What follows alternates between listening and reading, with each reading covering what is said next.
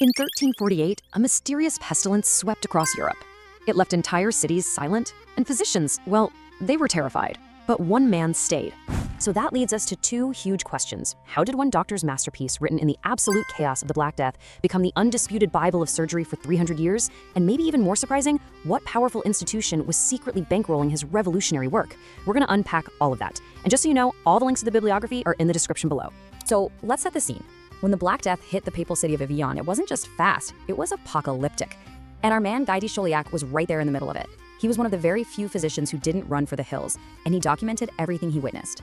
And what he documented shows this incredible clinical precision. You have to remember, this was a time of absolute panic and superstition.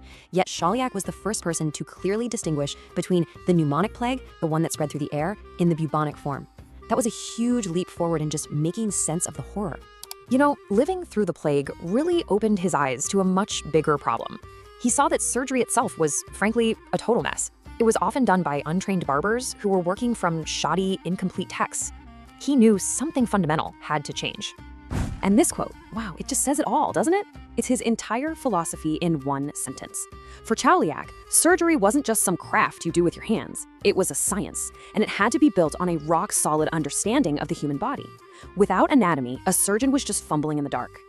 Now, he wasn't trying to reinvent the wheel. He knew he was standing on the shoulders of giants. His real genius was in synthesis. He was this master curator, weaving together all the wisdom from the Greek, Roman, and great Islamic masters like Galen and Avicenna into one single coherent system.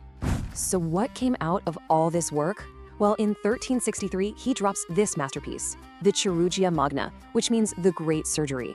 And it really was. It was more than a textbook. It was an entire medical library packed into one volume, made for any surgeon anywhere. And look at how he structured it. It's so logical. The book's 7 sections, or tractates, were just incredibly comprehensive. He built this logical path for surgeons to follow, starting with the absolute foundation, anatomy, and moving through everything from wounds and fractures all the way to special diseases and even pharmacology. Okay, but here's the thing. This wasn't just some dry academic textbook. It was packed with practical, hands-on techniques. And honestly, some of them sound shockingly modern.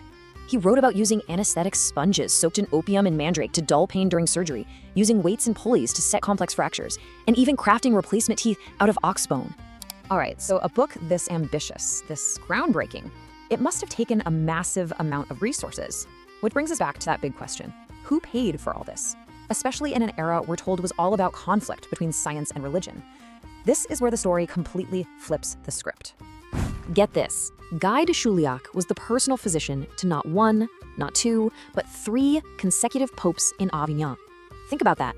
His position gave him unparalleled access to the best libraries, the newest translations of Greek texts, and the resources to do his work.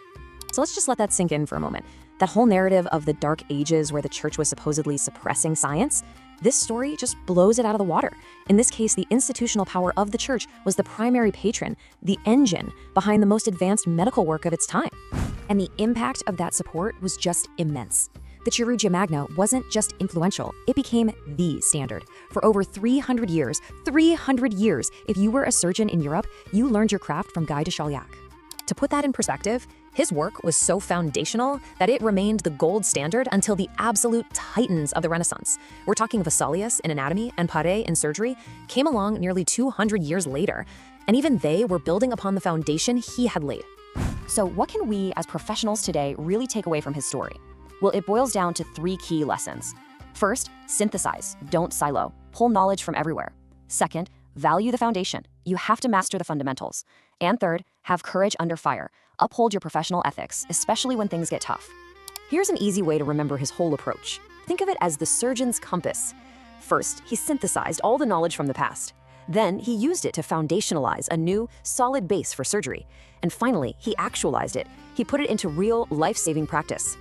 So, in the end, Chauliac's legacy isn't some dusty old book on a shelf. It's the principle itself, that when you're facing total chaos, your most powerful tool is knowledge that's been integrated, documented, and then courageously applied. He wasn't just a chronicler, he was a standard bearer who created order from chaos. And his legacy is really a call to action for all of us. I mean, look at your own field. Challenge the accepted narratives, seek out those surprising patrons of progress, and synthesize the wisdom of the past to build the foundations of the future. That is how real breakthroughs happen. A full bibliography and disclaimer can be found in the description below.